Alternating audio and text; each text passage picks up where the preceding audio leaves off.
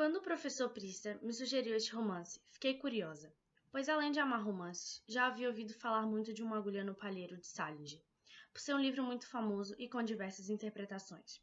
Confesso que, a princípio, me decepcionei um pouco com o livro escolhido, pois a história de imediato não nos atrai, por ser demasiado monótona.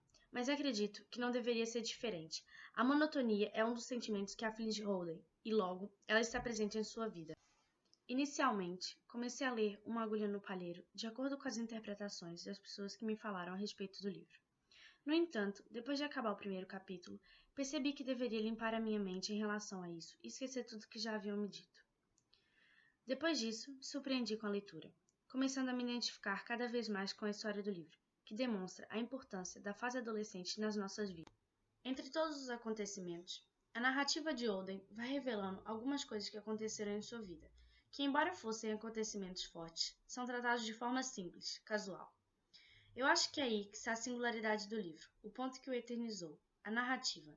Nunca tinha lido uma narrativa que se parecesse tanto com a realidade, com as gírias usadas, a forma que o pensamento é feito sem censuras e as emoções e as angústias que acompanham Holden durante toda a história. Pelo menos para mim, a obra é um grito pela adolescência. O livro mostra, de forma bela e em certos momentos assustadora, como essa época de amadurecimento pode ser tão angustiante e devastadora. Uma Agulha no Palheiro também nos traz uma reflexão sobre independência, em todos os sentidos de nossa vida, e sobre a rebeldia e o que realmente fazemos de forma concreta com ela. Afinal, Holden odiava o mundo ao seu redor, mas não fazia nada para mudá-lo.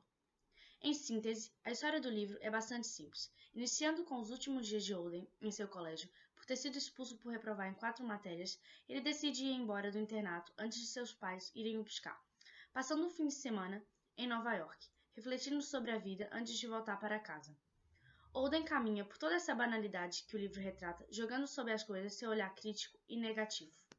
Holden é um ser humano em crise, com uma sensibilidade excepcional, se sentindo solitário como nunca, quase sempre só admirando crianças e coisas ingênuas e pondo defeito em todo o resto da humanidade. Ele entra em contradição o tempo todo, mas isso não é uma coisa ruim. Não é bem que não queira crescer e todo esse tipo de coisa, embora esteja sempre deprimido, pensando que algumas coisas nunca deveriam mudar. Ele só sabe que não vê espontaneidade nas pessoas, tudo parece muito real e sem significado. É disso que o livro fala, é isso que aflige o personagem, todo esse fingimento e encenação na vida.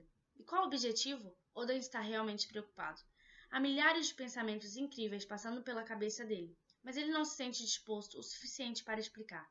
Nem o péssimo vocabulário dele poderia. Mas estão sugeridos por toda a história, e é preciso muita maturidade para percebê-los através da leitura. O que mais me encanta em Holden é que o rapaz é e não é como qualquer outro de sua idade. Ele tem todas aquelas características típicas da adolescência e age exatamente como qualquer um deles, de forma impulsiva e na maioria das vezes estúpida.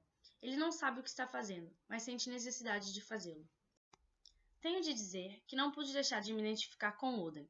Temos a mesma idade e formas parecidas de ver o mundo.